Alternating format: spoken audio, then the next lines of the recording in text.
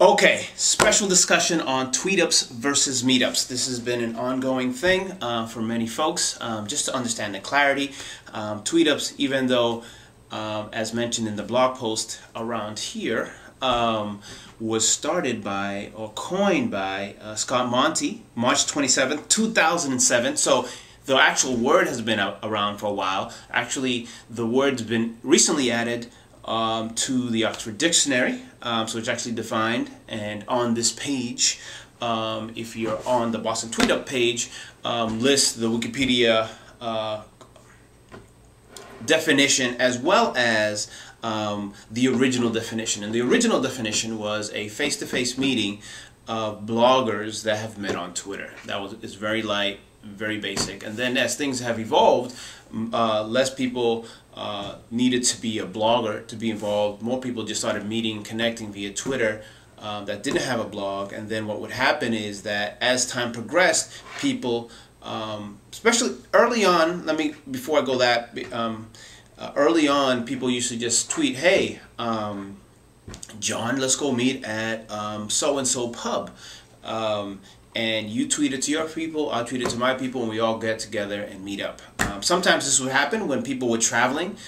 They wouldn't see each other, but they would have connections via Twitter, have communications, and then go to either a conference or they would be traveling to the city that one of the individuals lives, and then go to a venue and tweet up. At the time when this was first getting started, Twitter was relatively new, and there wasn't a lot of people on Twitter, and so sending out a tweet would generally mean that you would get a lot of the early adopters, so you didn't have to really segregate your tweet and your tweet messaging.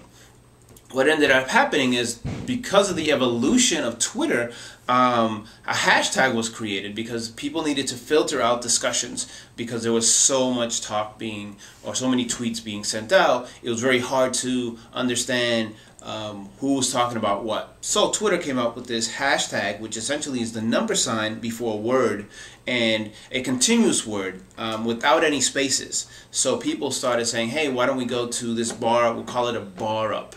Right? And normally the initial names for Tweetups ended up with up, and they still do now. Here in Boston, we've had quite a few, pretty much one every other week, sometimes 3 or 4 in a week. So some of the names that we've had are Tron Up. We had a tweet up here to go to see the movie Tron. We've had a roof up, where people would meet at the roof deck. That was, at the time, 2 years ago, that was probably the biggest, that was the biggest of the year, put together by Sarah Marion, then a college student. Then you had Burrito, a burrito crawl, which actually became so popular here that the West Coast took the idea and ran with it, and it was because Laura Fitton promoted the event over there, and then it kind of grew, and there was a little competition, and guess who won? I'll leave that one up to you. Then there was Wing Up. Wing Up was put together by a gentleman by the name of Thomas Edwards, who goes by the name Your Wingman on Twitter, and he put together a nice little get-together. We, BostonTweetUp, host an annual event called the Mega Tweetup, and just like the name sounds, it was a very big event. So these events generally have the word up at the very end. They don't necessarily need to, but they generally describe the event in some way, form, or fashion. Alright, so this video is supposed to be nice and short to just give you a quick overview. We're going to be releasing a much more detailed discussions on various aspects of Tweetups, from organizing it, from being a host, from you know, how to prepare for a Tweetup, what the advantages are. This is part of an ongoing series, so I wanted to keep this one nice and short just to give you a sense of the differences, again, between a Meetup and between a Tweetup. So we'll go through the 3 phases now, very, very briefly. The first phase is before the event, then we're going to talk about during the event, and then after the event, and what the major differences between a Tweetup and a Meetup. So in a Tweetup in particular, before the event, because there's a hashtag, all Tweetups have a hashtag. It's very easy to talk about and discuss the event if there's a hashtag and everybody is on point with the hashtag. Now, as an organizer, this is your opportunity to brand yourself in the event. You know, pick something nice and short. You don't have to use up at the very end. It is kind of cool. It really just automatically designates it as a tweet up, but that is not a requirement. You would then, we're going to talk about again in greater detail as to how to select hashtags, all those sorts of things in later videos. But this one again is just to give you an overview. So before that, so why do you use a hashtag before the event? Is because now when people register for the event, they actually get to communicate and promote the event prior to the event happening. So your attendees now become part of your marketing arm. So as the organizer and as the attendee, you get to find out about these events because people are talking about going to a particular event, which is generally linked to a registration page. Number two is almost all Tweetups have open registration, open to all, and they list who's going to the event. Now this is valuable for not only the organizer, who's always essentially had the list, but more importantly for the attendees, because they get to connect with people right before the event. So whether they follow them on, start following them on Twitter, look at their Facebook, connect with them. Again, this is a way to make networking more fun, more engaging, more interactive, and more efficient, if you will. So then you have the hashtag, you have the open registration, you have people talking about the event, and then even right before the event, like hours before the event, and sometimes minutes or whatever the case might be, the organizer can not only send an email out to let people know of any type of changes, but now they could tweet out the messaging about any last minute changes, any surprises, anything like that, to give people a sense of what to expect, where to go, all of those changes. Because again, yes, you can email people, that's the traditional way, and that's still very important. However, sometimes you're away from email. I know with smartphones it's becoming less and less of the case, but sometimes it's just much easier to get information out in smaller chunks as opposed to writing the big email for just, hey, we're moving next door. So it becomes more efficient. So those are just some of the items. There's a lot more. Again, this is not meant to be comprehensive or meant to be more of an overview. So the next thing is during the event, people use the hashtag in particular for a tweet up to let others know what's happening. What did you see? Who did you meet? Some people actually use Twitter or tweets about the event with the hashtag to remember who they met. So a lot of times you would see tweets that are like, oh, glad to meet you, so-and-so, and use their Twitter name. And it becomes a place where they could go back after the event and say, oh, who did I meet at the event? Let me reconnect. Let me make sure I reconnect, connect with them, things like that. Also, for the organizer, they can monitor it and see how the vibe is, how the communication is, if they need to make any type of changes. Is it too hot in the room, too cold, those types of things. So that's instant feedback. Also, people create content, whether it be videos, photos, or just tweets about the event.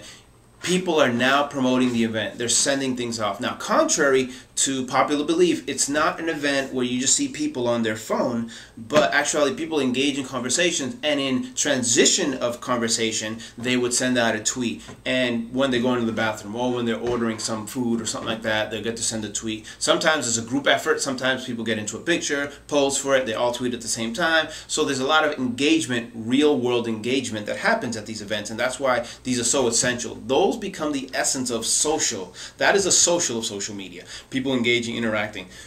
Excuse me, the technology in and of itself sometimes gets in the way. So now, instead of just spending your life on Twitter, now you go to these events and develop a relationship. So those are just kind of like the high level components of during the event. After the event, you are now able as an organizer to actually quantify the success of the event based on how many tweets went out, how many photos went out, what is the discussion happening after the event. So you have an archive, not only for the people that were there, but also for people that weren't there, to get a sense of what's happening at the next event, or to get a sense of who they still can connect with that went to the event, even though they weren't able to. So it's a very open dialogue. So now you're able to actually quantify the success of events, and it's a public thing. So overall, this is a lot of pressure for an organizer, because they have to be on their A game, because if they do a bad job, a lot of people are going to know about it. So this kind of filters itself. It's not for the lighthearted putting tweet-ups together, and that's a phenomenon that we're seeing here in Boston, is everybody's throwing the word tweet up there,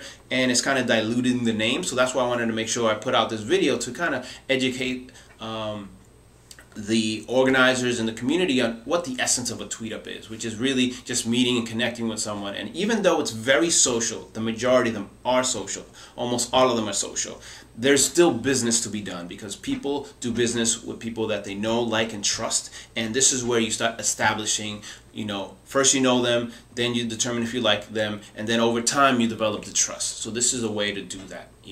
I personally attend about 2 to 3 events, so this is why I have a much keener understanding. So I have a sense of what works, what doesn't work, and we've actually cataloged here at BostonTweetUp all the critical success. So we've just basically talked about 3 phases of an event, but there's actually 5 that we've created, which is pre-planning, planning, pre-event, during event, and post-event. Those critical components, if you really focus on each one of those things at the very beginning of the event, then the end of the event, the actual post-event activities become so much smoother if you know what to do in each phase. So that is it. I wanted to keep this nice and short, but I want to know your thoughts. What do you think? Do you see a major difference between a meetup and a tweetup? Have you participated in either? Are you interested more on Tweetups? So let us know your thoughts. And that's it. Leave your comments down below. And if this wasn't clear at all, also let me know that, so we could create much more videos that would actually help you best network, not only in the Boston area, but also globally, worldwide, so that you get to connect with the right people at the right time. So my name is Joselin Mane, and I will see you at a Tweetup soon.